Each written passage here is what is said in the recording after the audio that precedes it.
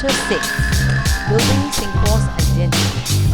What is identity? The definition of identity is who you are, the way you think about yourself, the way you are viewed by the world, and the characteristics that define you.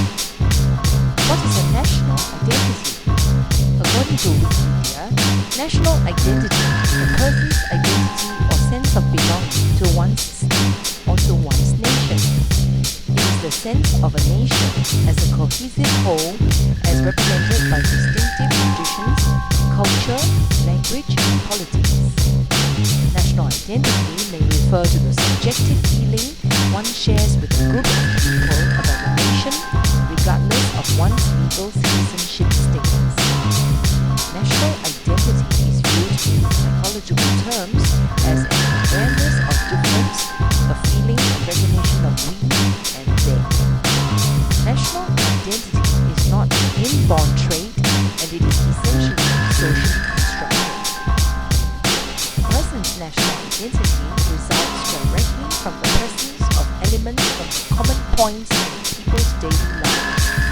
National symbols, language, colors, nation's history, blood ties, culture, music, cuisine, radio, television, and so on.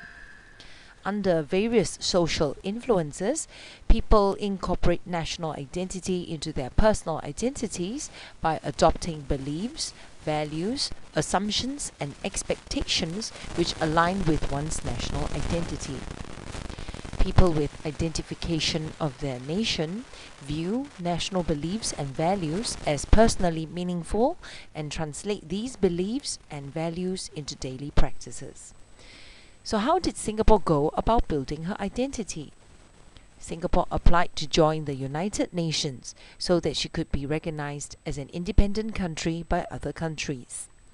Then, like a school, it had to have a name, a crest, a song, and a flag. The late Dr. Toh Chin Chye was the man who led the team that created the national flag and national crest of Singapore. He was also the one who selected the national anthem. He was an important political leader. Who was Dr. Toh Chin Chye? Dr. Toh Chin Chye started out as a hawker's assistant. He worked in a vegetable stall and later at a coffee shop. He was born in Perak in the town of Batu Gajah in present-day Malaysia. He had 2 brothers and 3 sisters. His father owned a bicycle shop and his mother was a housewife. His humble beginnings did not stop him from being a great man. He was a very bright student. He studied very hard and became a university lecturer. He got to know Lee Kuan Yew and together they founded the People's Action Party in 1954. He was party chairman for 27 years. He was also the deputy prime minister. He served Singapore until 1988 when he retired. He died at the age of 90. If you look at page 41 of your textbook, you will see what the animal and colours symbolize on the state crest and Singapore flag. The flag and the crest were created in 1959. The national anthem was picked from songs that have already been written. The national anthem was written in 1958 and was very popular among the people. It became the state anthem in 1959 when it was merged with Sarawak, Malaya and Sabah. The song became the national anthem when Singapore became independent. Majulah Singapura is a song about the enduring hope and spirit of Singaporeans' march towards progress. It calls on all Singaporeans to come together and work for the nation's success. It took the composer, Mr. Zuber Syed, a year to finish composing the music and lyrics for the song. He had won many awards and composed over 1,000 music pieces. He was affectionately known as Mr. Mari Kita. Why is the national anthem still sung in Malay? According to Wikipedia, the anthem must be sung with Malay lyrics by law, but there are authorized translations of the lyrics of the anthem in Singapore's 3 other official languages: English, Mandarin, and Tamil. The National Pledge was written in 1966 by Mr. S. Rajaratnam, a leader in Singapore's government. It reminds Singaporeans not to be divided over race, language, or religion. This was a very important message. The national flower was chosen in 1981. It was a special orchid named Vanda Miss Joachim. Today, the orchid motif is used in many souvenirs, such as on jewelry or costumes. The lion head symbol was introduced in 1986. The symbol was intended for use as an alternative national symbol. It represents courage, strength, and excellence, and is considered very representative of Singapore as a lion city. It is used in informal occasions. The Singapore passport is now one of the most coveted documents in the world.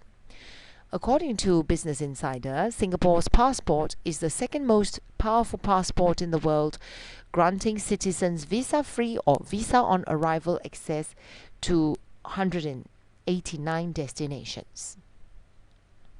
According to passports and visas, a travel visa is an official government document that temporarily authorizes you to be in the country you are visiting. Many countries require a visa to gain entry. The visa usually is in the form of a stamp or sticker placed in the passport and is obtained from the country you are visiting. Singaporeans started using a passport in 1965 to identify themselves as citizens of Singapore. As every country has its own currency, Singapore had to have a currency that is legal tender to meet its financial obligations. Before independence, Singaporeans had been using British currency. During the merger, Singaporeans used Malaysian currency. According to NLB e-Resources, Singapore has had 4 series of currency notes and 3 series of circulation coins since 1967. All these notes and coins continue to be legal tender in Singapore. The design of these notes incorporates themes reflecting Singapore's status as an independent republic. Another important part of the nation's identity is its birthday. August 9 was the day Singapore separated from Malaysia. Singapore celebrated her first National Day with a huge celebration to show the world she had the will to survive. Refer to page 50 of the textbook. From that day, efforts had been made to make national days very special to Singaporeans. Many changes have taken place. Celebrations used to be in the day, but now they are in the night. Singapore's identity continues to grow.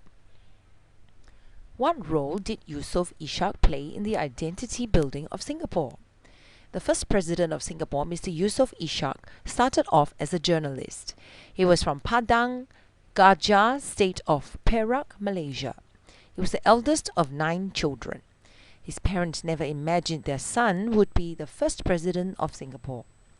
As he was a bright and hard-working person, he rose to prominence and became a highly respected person in his community. He was also recognized by the British for his leadership qualities. He had urged Malays to improve their lives through education and hard work. He had also convinced the Malay community to donate money to start a local newspaper that is reliable to voice their concerns. He had many wonderful qualities.